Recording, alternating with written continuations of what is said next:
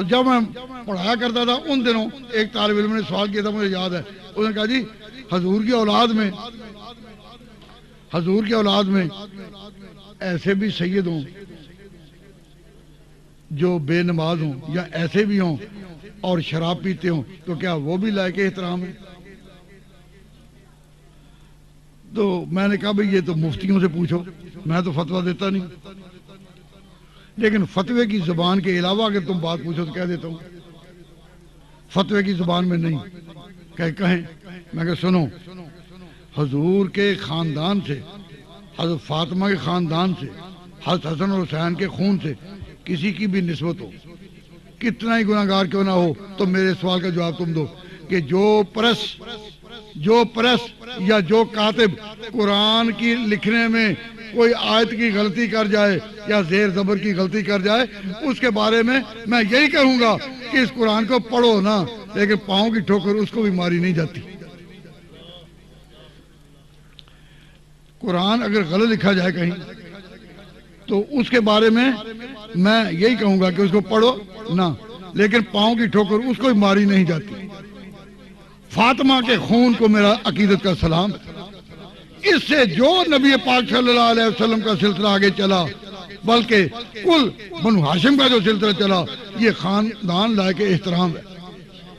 اگر کسی کو غلطی میں مبتلا دیکھو اس کی پیروی نہ کرو، لیکن پاؤں کی ٹھوکر نہ لو۔ وہ کہے گا پھر سمجھیں کیا کریں گے تو ٹھیک، ٹھوکر نہیں ماریں گے، لیکن سمجھے کیا؟ میں کہا سمجھنا ہے تو پھر یوں سمجھو کہ سونے کا ٹکڑا تھا، نالی میں گر پڑا۔ اگر کسی سادات میں سے اور فاطمہ کے خون میں سے کسی کو اس درجے میں آلودہ دیکھو تو کہو کہ سونے کا ٹکڑا تھا نالی میں۔ جو سونا نالی میں گر جائے اس کو نکالا اور دھویا جاتا ہے یا اس کو گٹر میں جانے دیا جاتا ہے؟ ہاں جی، اس کو گٹر میں جانے نہیں دیا جاتا۔